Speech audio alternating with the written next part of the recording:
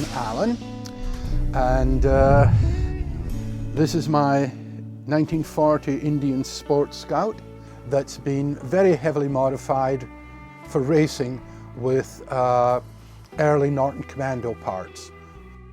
It was 45 cubic inch side valve motor, 42-degree V-twin. I have early Norton Commando front end, twin leading shoe drum brake, aluminum rims, again for racing, Norton primaries, Lucas alternator, and Norton rear wheel.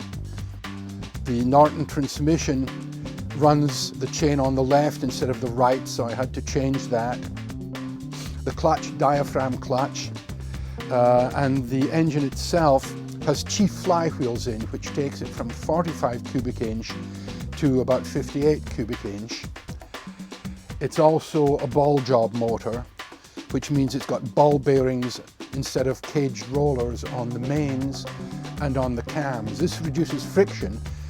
It also reduces the long-term life of the motor, but the idea is speed. The alternator works pretty darn good compared to the original Autolite, but seldom did, Indian generator. And it's running a Harley Magneto, which Fairbanks Morse Magneto, which actually was out of a tractor originally, but we can't say much about that because Indian used the Edison Splitdorf Magneto, which also came out of a tractor. I did most of the stuff myself, apart from the machine work, which I had to get done at the machine shop. I figured out how to change it around with the Norton transmission and primaries. I figured it out myself, and it wasn't that difficult to do. It was kind of complicated, but not that difficult. And when you're starting with just an engine, you're pretty much free to do anything you want, and you've got to build it anyhow, so you can build it stock, which will take you forever and cost a fortune, or you can build it as a bobber, which is a lot simpler, a lot cheaper, and if you're really crazy, you can build it as a racer.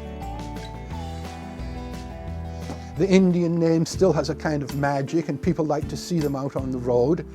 And it's not a bad looking bike, different color, and the neat old fringed bags. How does it feel to start the bike? I haven't been started for a while. Well, that would usually mean all winter. And then come spring, you wheel it out, same old gas in the tank, not done anything to it. Usually you choke it 3 or 4 times with the throttle open, shut the throttle, put it just down one click on the choke, and usually she'll start right up and run quite happily.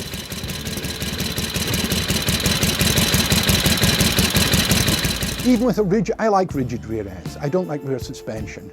Extra weight that you don't need on modern roads. In the old days, the roads were hell. That's why the bikes didn't go particularly fast. They couldn't. I find it's good to ride. If I'm on the rear sets for too long around town, the legs can get kind of tired. But if I'm out on the highway, I can put my feet up on the pegs, the front pegs, and it's perfectly comfortable. On a real long ride, I'll put on a slightly bigger saddle. The little racing saddle can leave you with a bit of a sore rear after about 300 miles, but with a slightly bigger saddle, it's just fine. A special bond between a guy and his bike. Well, there's the riding bond, so if you've done a lot of riding on your bike, not even necessarily racing, it becomes like the relationship with a faithful horse that, I don't know, a transport of delight, we might say.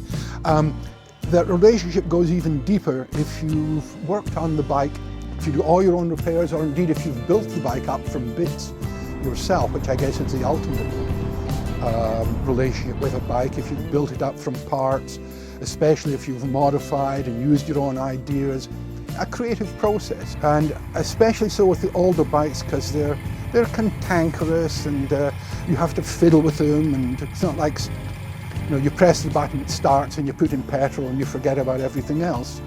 You have to be aware of them. It's a relationship. It's not a one-night stand. It's a relationship, and every relationship has its ups and downs, and that's what makes it more interesting.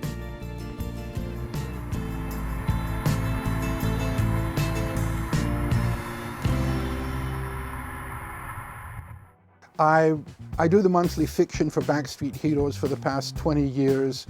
I've got the magazine there, but anyhow, and I've got 4 books out. My main character, motorcycle fiction, my main character rides a Scout called Pocahontas, or Poke for short, and I guess this would be the inspiration for Poke, so I guess we'll call it Poke. I call it certain names when it won't start that we won't mention right now.